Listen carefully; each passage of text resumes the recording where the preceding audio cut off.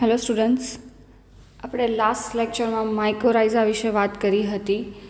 હવે એને જ રિલેટેડ આપણે આગળ એક વસ્તુમાં કરશું, તો એ છે કે માઇક્રોરાઇઝા હેલ્પર બેક્ટેરિયા. કે જ્યારે માઇક્રોરાઇઝા છે એને યુઝ ક્યાં થતો હોય કે ભાઈ કોઈ બી સિમ્બાયોટિક એસોસિએશન હોય જેના થ્રુ નાઇટ્રોજન ફિક્સેશન નહીં કરવું, આપણે જે ફર્ધર જોઈ ગયા છીએ એ જ રીતનું. તો એમાં જે માઇક્રોરાઇઝા છે એને હેલ્પર કરતાં અમુક ઓર્ગેનિઝમ્સ પ્રેઝન્ટ હોય છે, એના વિશે આપણે આજે વાત કરવાની છે. તો એને શું કહેવાય, તો ભાઈ એને શોર્ટ ફોર્મમાં MHB તરીકે ઓળખવામાં આવે છે, એટલે કે mycorrhiza helper bacteria. It consists of a diverse group of bacteria and often gram negative and gram positive bacteria. કે બંને કેટેગરીના બેક્ટેરિયા છે એ આમાં પ્રેઝન્ટ હોય છે. Most of the bacteria are associated with both ectomycorrhiza and arbuscular mycorrhiza, but some show specificity to a particular type of fungus. કે આપણે જે વાત કરીએ ત્યારે ટાઈપ્સની, કે ભાઈ એમાં જે એક્ટો અને આર્બિસ્ક્યુલર માઇક્રોરાઇઝાની વાત કરીએ તો એની જોડે એસોસિએશન છે એ જોવા મળતું હોય છે આ ટાઈપના બેક્ટેરિયાનું, અને અમુક પર્ટિક્યુલર ટાઈપની ફંગસ છે એ પણ આમાં કન્ટ્રીબ્યુટ કરતી હોય છે. The common phyla that MHB belong to will be addressed in the following section as well as common genera. તો ભાઈ અમુક સ્પેસિફિક ટાઈપના ફાઇલા છે એ આમાં કન્ટ્રીબ્યુટ કરતા હોય છે કે આ સેક્શનમાં છે એ ઇન્ક્લુડ થતા હોય છે. તો એવી કઈ કઈ જીનેરા આપણે ઇન્ક્લુડ કરી શકીએ, તો કે ભાઈ પ્રોટીઓબેક્ટેરિયા. એટલે એ શું, તો proteobacteria are a large and diverse group of gram negative bacteria containing 5 classes.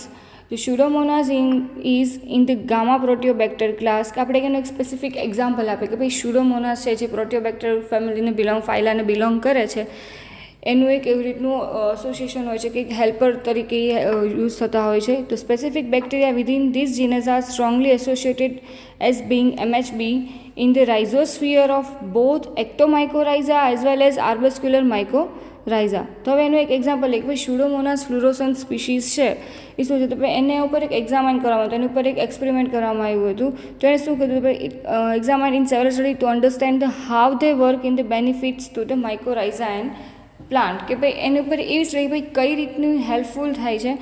તો એમાં શું આવ્યું કે they found that the bacteria help ectomycorrhizal fungi promote a symbiotic relationship with the plant by examine and increase in formation of mycorrhiza when Pseudomonas was applied to the soil. કે ભાઈ એનું જે formation હતું increase થતું હતું, બરાબર. એક symbiotic association જે હોય છે એમાં પણ એક હેલ્પ કરતું હતું, બરાબર. તો એનું એક એ સ્ટડી ઉપરથી લોકોએ પ્રૂવ કર્યું. Some bacteria improve root colonisation and plant growth when associated with arbuscular mycorrhiza. કે ભાઈ જ્યારે આર્બિસ્ક્યુલર માઇક્રોરાઇઝા સાથે એસોસિએટેડ હોય ત્યારે શું કહે છે, કોઈ રૂટ છે એનું કોલોનાઇઝેશન કરે છે અને એવી જ રીતના પ્લાન્ટનો ગ્રોથ છે એ પ્રમોટ કરતા હોય છે. MHB aid plant pathogenic defence by improving the nutrient uptake from the soil.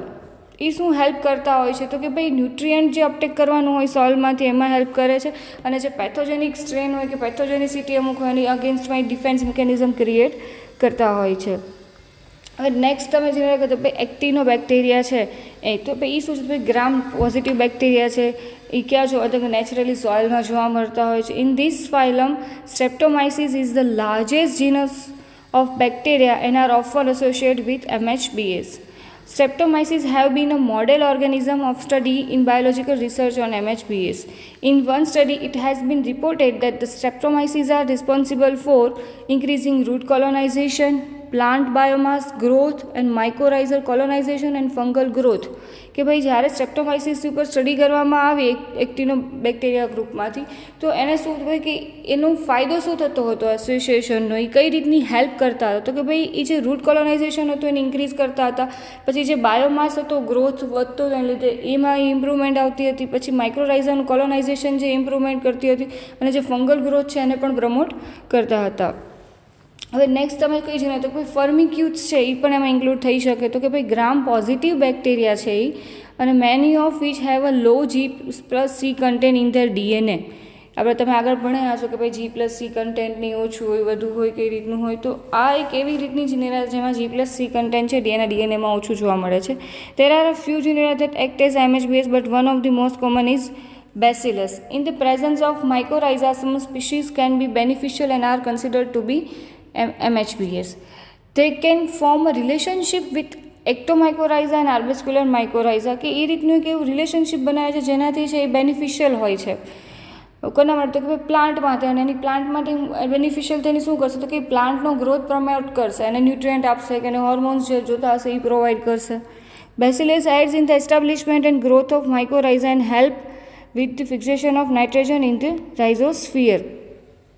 MHBs are known to have several functions when interacting with the roots of plant and growth of fungi. કે ભાઈ અમુક function એના છે, તો એ કયા function છે એના વિશે વાત કરીએ. તો ભાઈ એને કયા ફંક્શન? તો કે ભાઈ ગ્રોથ પ્રમોટેડ બાય ન્યુટ્રિયન્ટ્સ, કે એ પહેલાં તો એ શું હેલ્પ કરશે? તો કે ભાઈ ન્યુટ્રિયન્ટ અપટેકમાં એમાં હેલ્પ કરે છે, અને એ શું થશે? તો કે ભાઈ એનો ગ્રોથ છે એ પ્લાન્ટનો પ્રમોટ થશે, બરાબર, વધુ સારી રીતે એ પ્રમોટ કરશે, કેમ કે એની હરેક રિક્વાયરમેન્ટ છે એ ફૂલફિલ થશે.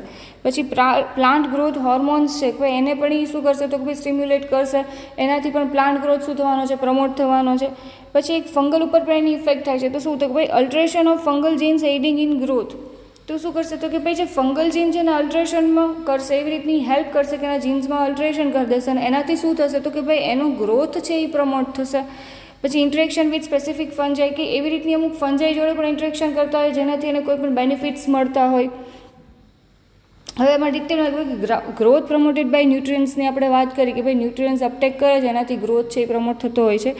તો એમાં કઈ રીતની મિકેનિઝમ હોય છે? તો કે MHB are known to help break down molecule to a more usable form, કે ભાઈ સોઇલમાં એમાં જે અમુક અમાઉન્ટમાં એલિમેન્ટ્સ પ્રેઝન્ટ હશે, પણ જ્યારે પ્લાન્ટ છે એ ડાયરેક્ટલી યુટિલાઇઝ નથી કરી શકતું, કે કંઈ કોમ્પ્લેક્સ ફોર્મમાં હોય છે, કે કોઈ એની એવી લિમિટેશન છે, તો ત્યારે શું કરશે? કે ભાઈ MHB શું કરી આપશે? કે મોલેક્યુલ્સ છે એને શું કરશે? તો કે ભાઈ એનું બ્રેકડાઉન કરશે, અને કોમ્પ્લેક્સમાંથી સિમ્પલ ફોર્મમાં કન્વર્ટ કરશે, કે ભાઈ ઇનસોલ્યુબલ હશે તો સોલ્યુબલ ફોર્મમાં કન્વર્ટ કરશે, અને એ શું થશે? તો એ પ્લાન્ટ થ્રુ એ જે છે એ શું કરવામાં આવશે? યુટિલાઇઝ કરવામાં આવશે, અને પ્લાન્ટનો ગ્રોથ શું થશે? તો કે ભાઈ પ્રમોટ થશે, બરાબર.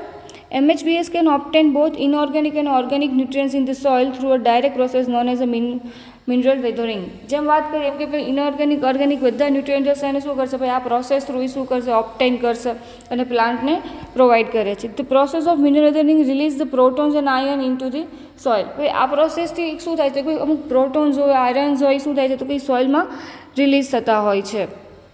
A diverse group of bacteria can participate in the mineral weathering process such as the Pseudomonas, Pyrocardia, Colemonas.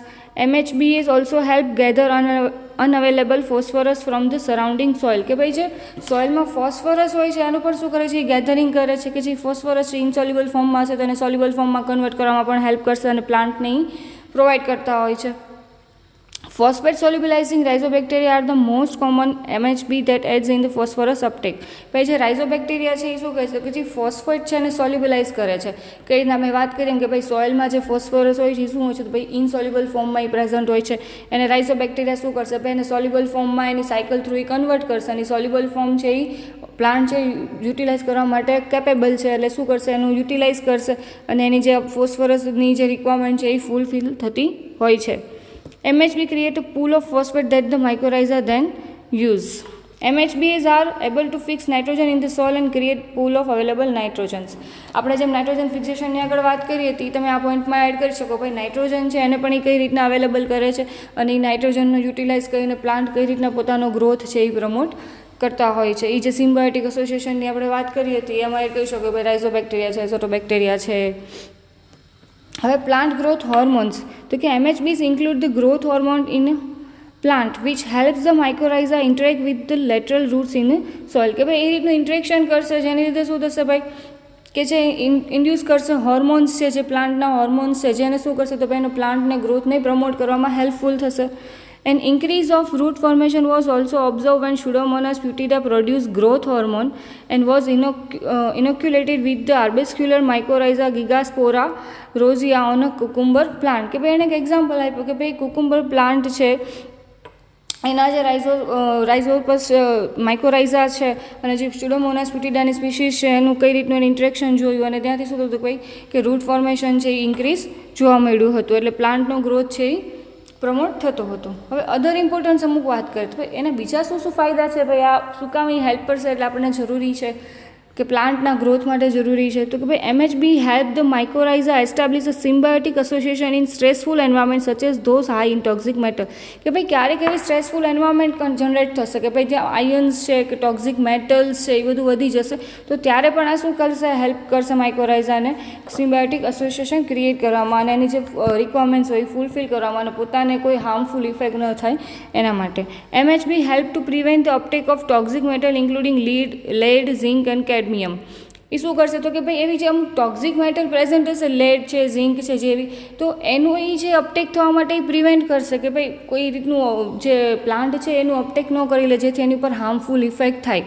બરાબર, તો એ પ્રિવેન્શનમાં પણ હેલ્પફુલ થાય છે. MHBs have a mechanism to help the plant tolerate harsh and otherwise unsuitable environments. બરાબર, તો આ વાત થઈ આપણે માઇક્રોરાઇઝા હેલ્પલ બેક્ટેરિયાઝની. તો હવે આપણે વાત કરીએ છીએ કે ભાઈ ફોસ્ફેટની આપણે ક્યારના વાત કરીએ છીએ તો ભાઈ ફોસ્ફેટ છે એનું પણ સોલ્યુબલાઇઝ થતું હોય છે, તો એની માટે પણ અમુક સોલ્યુબલાઇઝર પ્રેઝન્ટ હોય છે.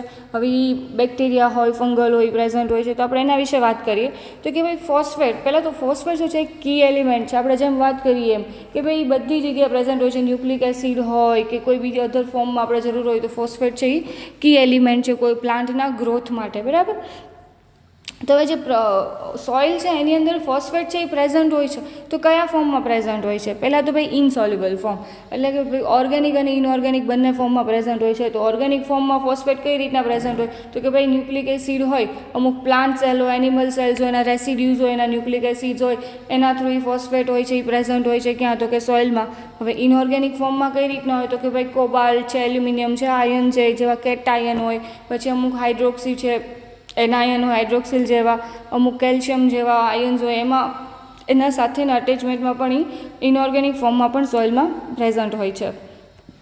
તો હવે પ્રેઝન્ટ હોય છે અને સોલ્યુબલ ફોર્મમાં કન્વર્ટ કોણ કરે છે તો કે ભાઈ બેક્ટેરિયા અને ફંજાઈ, જેને આપણે શું કહીએ છીએ કે ફોસ્ફેટ સોલ્યુબલાઇઝર્સ કહીએ છીએ, એવા કોણ તો કે ભાઈ બેક્ટેરિયા.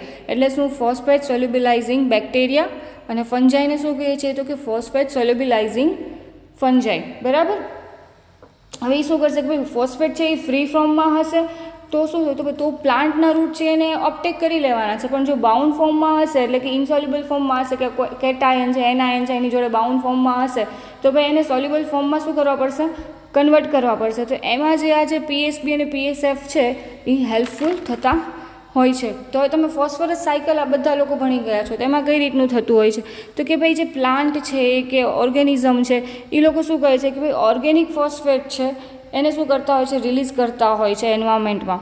તમે જોઈ શકો છો કે એની ડેથ થાય છે કે એક્સક્રીશન થાય છે, એના થ્રુ શું થાય છે તો કે ભાઈ રિલીઝ થતા હોય છે. એનું શું થાય છે, ડિકમ્પોઝિશન થાય છે. હવે ડિકમ્પોઝિશન થાય એટલે શું થાય તો ભાઈ ત્યાં જે બેક્ટેરિયા પ્રેઝન્ટ હશે, જે PSF કે PSB શું કરશે તો કે ભાઈ જે ઓર્ગેનિક ફોસ્ફેટ છે એને ઇનઓર્ગેનિક ફોસ્ફેટમાં કન્વર્ટ કરશે, અને એ ક્યાં થશે તો ભાઈ એ રિલીઝ થશે સોઇલમાં, અને એ સોઇલમાં રિલીઝ થયેલો જે ઇનઓર્ગેનિક ફોસ્ફેટ છે એને શું થશે તો કે ભાઈ પ્લાન્ટ યુટિલાઇઝ કરશે અને પોતાનો ગ્રોથ છે એ પ્રમોટ કરશે. આ સિમ્પલ વાત થઈ ફોસ્ફરસ સાયકલની. બરાબર, તો હવે આખી પ્રોસેસ કરવા માટેના જે બેક્ટેરિયા છે એ કઈ રીતની પ્રોસેસ કરે છે એની વાત કરીએ તો કે phosphate solubilising bacteria are beneficial bacteria capable of solubilising inorganic phosphorus from insoluble compounds. શું કરશે તો ભાઈ સોલ્યુબલાઇઝ કરશે ઇનઓર્ગેનિક ફોસ્ફરસને. શેનાથી તો ભાઈ ઇનસોલ્યુબલ કમ્પાઉન્ડ્સ અમુક પ્રેઝન્ટ હશે, અને શું કરશે ભાઈ ઇનસોલ્યુબલ જે હોય છે અને સોલ્યુબલ ફોસ્ફરસમાં કન્વર્ટ કરીને અમુક એસિડ્સને એવું સિક્રિટ કરે છે. કયા તો કે ભાઈ લેક્ટિક એસિડ હોય, અમાઇનો એસિડ હોય, ફોર્મિક એસિડ હોય, ફ્યુમેરિક એસિડ હોય, એવી રીતના અમુક એસિડના ફોર્મમાં એને સિક્રિટ કરે છે. તો એની રીતે શું થશે તો જે મીડિયમ છે કે જે સોઇલમાં સિક્રિટ થયું એની pH કેવી થશે, ડિક્રીઝ થશે, કેમ કે એસિડ સિક્રિટ થયા છે. હવે શું થશે કે ભાઈ જે આ એસિડ સિક્રિટ થયું એ શું કરશે તો કે ભાઈ જે ઇનસોલ્યુબલ ફોસ્ફરસ છે એને શું કરશે, સોલ્યુબલ ફોસ્ફરસમાં કન્વર્ટ કરશે. જે આપણે વાત કરીએ એમ કે ભાઈ જે ઓર્ગેનિઝમ છે એ શું કરે તો કે ભાઈ એ અમુક એસિડ સિક્રિટ કરશે, અને એ સિક્રિટ કરેલા એસિડ્સ છે એને જે ફોસ્ફરસ છે ઇનસોલ્યુબલ ફોર્મમાં એના એસિડ થ્રુ એને સોલ્યુબલ ફોર્મમાં કન્વર્ટ થશે. કઈ રીતના ભાઈ એસિડ પાસે હાઇડ્રોક્સિલ અને કાર્બોક્સિલ ગ્રુપને એ પ્રેઝન્ટ હશે તો એનું શું કરશે તો કે ભાઈ એનું ચિલેશન કરશે. કોણ કરશે ભાઈ આ ઓર્ગેનિઝમ શું કરે તો કે they make the chelate with iron and phosphorus become free and can be use by plant. તો હવે કયા ફોર્મમાં પહેલાં મેં કીધું પ્રેઝન્ટ હોય એમ તો કે ભાઈ એલ્યુમિનિયમ ને એવી મેં તમને જે વાત કરી એમ બરાબર. તો એલ્યુમિનિયમ જોડે ફોસ્ફરસ છે એ જો આવી રીતના બાઇન્ડ ફોર્મમાં પ્રેઝન્ટ હોય તો આ ઓર્ગેનિઝમ શું કરશે, એને ચિલેટ કરી દેશે. કઈ રીતના, તો ભાઈ એસિડને સિક્રેશન કરીને એને પીએચ ડિક્રીઝ કરશે અને પછી શું કરશે, તો ભાઈ ઇન્સોલ્યુબલમાંથી સોલ્યુબલ કરશે ચિલેશન કરીને. બરાબર. કોનું, તો ભાઈ હાઇડ્રોક્સિલ ને કાર્બોક્સિલ ગ્રુપ હોય છે જે એસિડ્સના, એનું ચિલેશન કરીને. અને પછી શું થશે, તો ભાઈ ફોસ્ફરસ છે એ ફ્રી ફોર્મમાં આવી જશે. હવે ફ્રી ફોર્મમાં ફોસ્ફરસ હશે સોઇલમાં, એ તો ઇઝીલી યુટિલાઇઝ થઈ જશે પ્લાન્ટ થ્રુ. એટલે એ પ્લાન્ટ થ્રુ યુટિલાઇઝ થઈને શું થશે, ભાઈ એનો ગ્રોથ છે એ પ્રમોટ થશે. આ વાત કરીએ આપણે બેક્ટેરિયાની, કે બેક્ટેરિયા આવી રીતના છે ફોસ્ફેટનું સોલ્યુબલાઇઝ કરે છે. બરાબર. હવે વાત કરીએ તો કે ફંજાઈ, અમુક જે ફોસ્ફેટ સોલ્યુબલાઇઝિંગ ફંજાઈ હોય છે એ કઈ રીતની વાત કરે, કઈ રીતનું વર્ક કરે છે, તો કે phosphate solubilising fungi play a noteworthy role in increasing the bioability of soil phosphate for plant. Fungi produce phosphatase enzyme. એની ભાઈ એક સ્પેસિફિક મિકેનિઝમ છે. એ શું કરશે, ભાઈ એસિડને એવું કોઈ સિક્રેશન નહીં કરે. એ શું કરશે, તો ભાઈ ફોસ્ફાટેઝ કરીને એન્ઝાઇમ છે એ પ્રોડ્યુસ કરશે. અને એ જે એન્ઝાઇમ છે એની કેપેબિલિટી છે એ શું કરશે, તો કે ભાઈ એ ઇનસોલ્યુબલ ફોર્મમાં જે ફોસ્ફરસ પ્રેઝન્ટ છે એને સોલ્યુબલ ફોર્મમાં શું કરી દેશે, કન્વર્ટ કરી દેશે. એટલે હવે સોલ્યુબલ ફોર્મમાં જે ફોસ્ફરસ છે એ ફ્રી ફ્રોમ છે, એટલે એ શું થશે, એ ઇઝીલી યુટિલાઇઝ થઈ જશે પ્લાન્ટ થ્રુ. બરાબર. અને સાથે સાથે ઓર્ગેનિક એસિડ પણ પ્રોડ્યુસ થતા હોય છે. તો હવે એઝ એક્ઝામ્પલ તમે એક ફંગલ લઈ લો કે તો ભાઈ એસ્પરજીલસ છે આ રીતની મિકેનિઝમ કરે છે. ફોસ્ફાટેઝ એન્ઝાઇમ છે એને શું કરે છે, પ્રોડ્યુસ કરે છે. અને એ એન્ઝાઇમ છે એ ઇનઓર્ગેનિકને ઓર્ગેનિકમાં કન્વર્ટ કરે છે. અને જે ફ્રી સોલ્યુબલ ફોર્મમાં જે ફોસ્ફરસ છે એનું શું થાય છે, યુટિલાઇઝેશન થાય છે પ્લાન્ટ થ્રુ. અને પ્લાન્ટ છે એનો ગ્રોથ છે એ પ્રમોટ થતો હોય છે. સો આ વાત કરીએ આપણે ફોસ્ફેટ સોલ્યુબલાઇઝરની. So okay, that's it. આજે આપણે એટલું રાખીએ છીએ. નેક્સ્ટ લેક્ચરમાં આગળ જોઈશું.